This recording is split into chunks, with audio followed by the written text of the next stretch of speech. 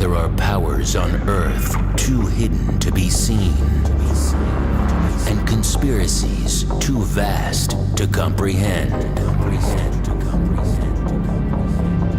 For years, the world has seen fact distorted, reality manipulated, and the truth concealed. Join the Pierre Sivak Podcast to uncover the real meanings behind ancient aliens and their symbolism.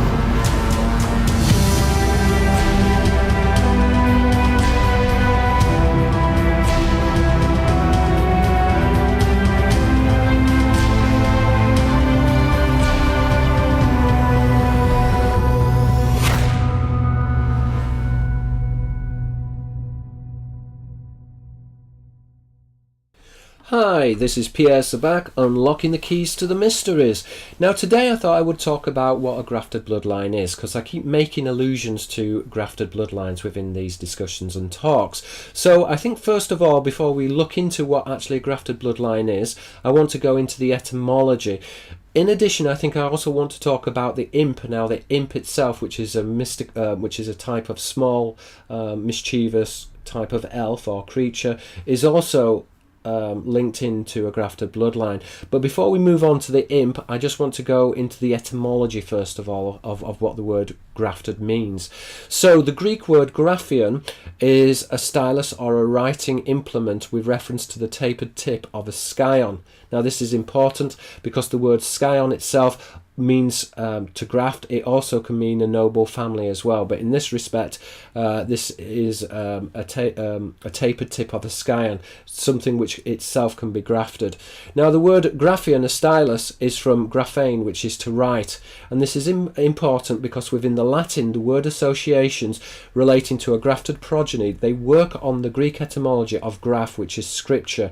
In other words, the association here is implying that the writings or the religious scriptures record a holy offspring. Now this holy offspring is deemed to be human-angelic. It is a lineage which is conceived from heaven. In other words, this lineage is conceived from angels.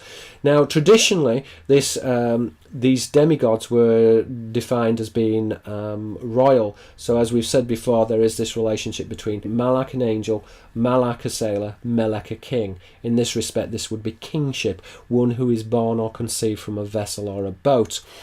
Now again, within the traditions, the noble bloodline was represented or deemed as being grafted, a type of hybrid, which was conjoined. Now this race was conjoined typically with the seraphim and the human or the Adamic element. So as I've said before, the corruption of the anthropos, which were the three original races, one was the seraphim, one was the cherubim, which were the proto-humans, and then you had this grafted race, or the corruption of the anthropos, which was formed through the grafting of races. Now the royal lineage therefore is very distinct and very separate from the Adamic man. It is created from the Adamic seed, but it's also grafted with the seraphim, and therefore this grafted bloodline, or this mixed incarnation, which is a type of demigod, which is royal or human angelic, can be represented with a grape or a vine. Now the grape or the vine represents a number of different ideas. First of all, the grape represents blood, in this respect a bloodline. Again, the vine is parasitic, and so it is symbolic of the parasitic host, the host which has planted the seed upon the earth, in which it gains its support and its nutrition from the hosting species, which is humanity. So here we've got this double bind on the word host. We've got the word host referring to the angelic host, which is this invading army, but we've also got the relationship also with the hosting species, which is humanity. Now within symbolism, the grape is closely synonymous with a grafted offspring. So for example, the vine itself will graft itself to a tree, so it's symbolizing this grafting of bloodlines, which is parasitic. And again, the connotations are found within the etymologies as well. So for example, if we use the word divine is D, which is two, and vine. So there's two vines are two bloodlines which are combined together. Now, the combining of these bloodlines are via the Adamic man, and this is known as the seraphim-cherubim dialectic. And this is another word for the parallel society. The parallel society is the division between heaven and earth. Within the dialectic, these two divisions will come together through the synthesis. The synthesis, again, as this connotation of the synthesis of races, and as a connotation of the kingdom of God, which is a mirror image of the earth, will be reunited. And so this is the synthesis within the dialectic. Now, so, as we said before, the word divine means two bloodlines, or two vines, which are combined together.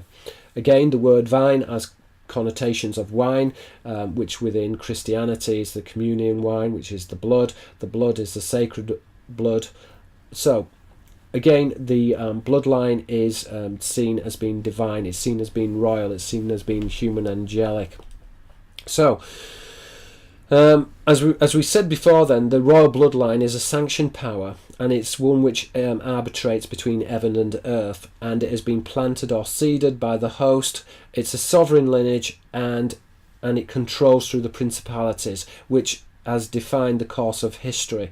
And so we're seeing that there is the ship of state, which is mirrored with heaven, and there is this interplay between heaven and earth, and the emissaries, or the angels, which communicate with mankind.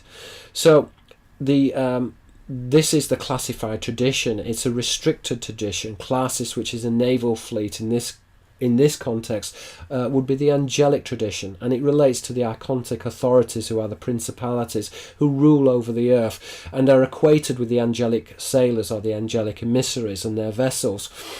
So, concealed, therefore, within theological discourse, it's very important, therefore, to understand the scatological tradition and the symbology behind their flying saucers and their occupants.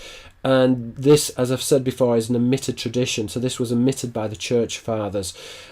They themselves, they formed together, or they edited the scriptures. The scriptures are codological, and the scriptures themselves appertain to this grafted bloodline, as we said before. To graft, as this connotation of scriptures, graph within the Greek would be the religious scriptures, which speak of this royal grafted bloodline.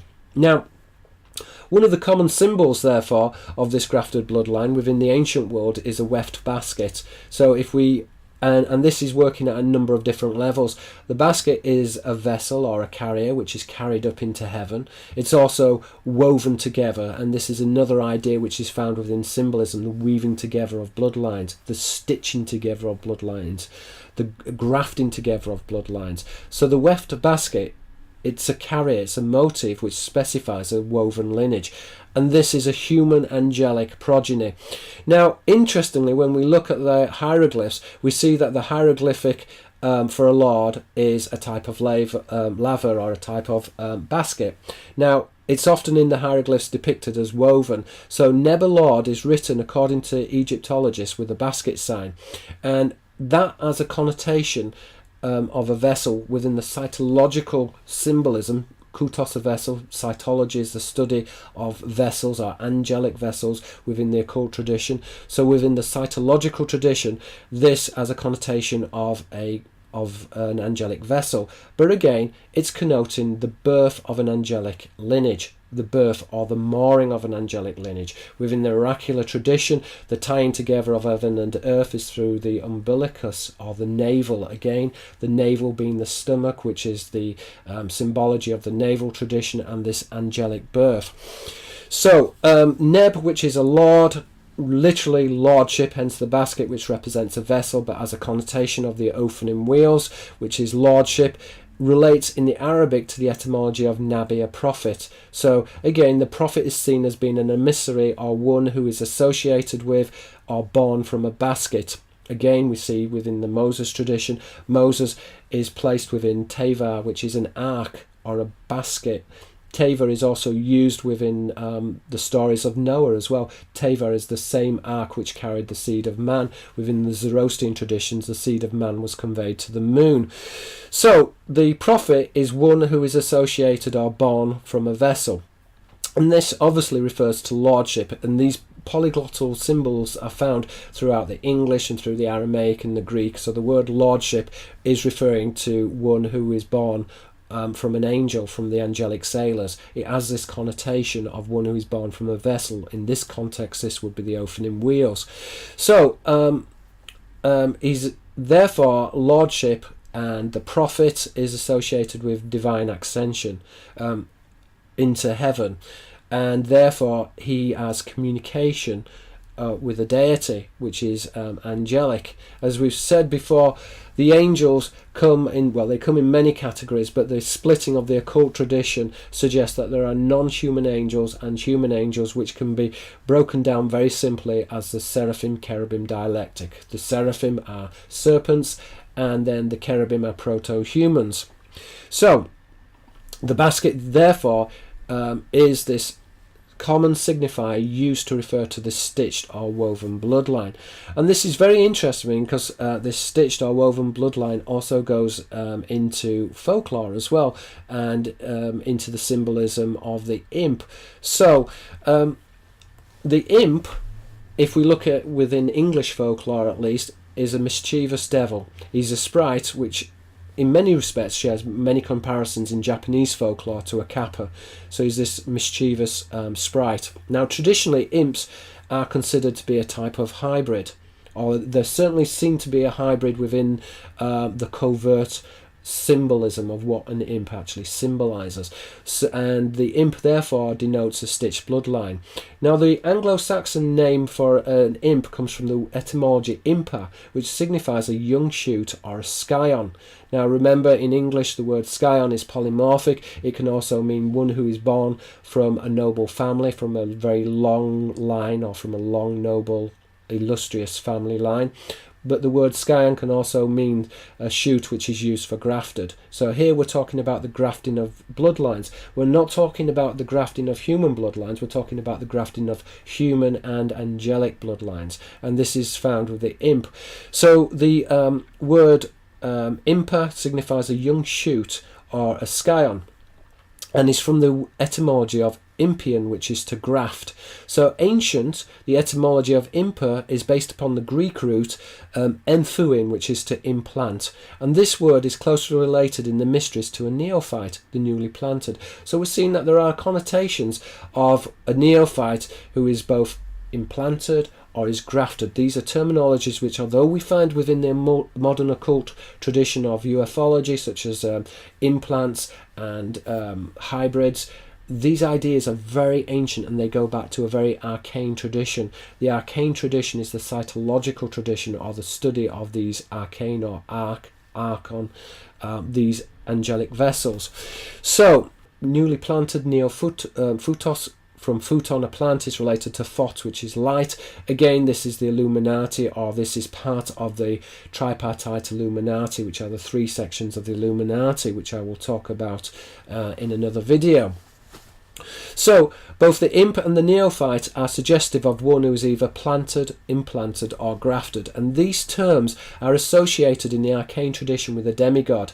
Now in the late Middle English, the noun imp, which previously denoted a descendant, especially from one from a noble family, which in this respect would be relating to the classified tradition or the hidden tradition.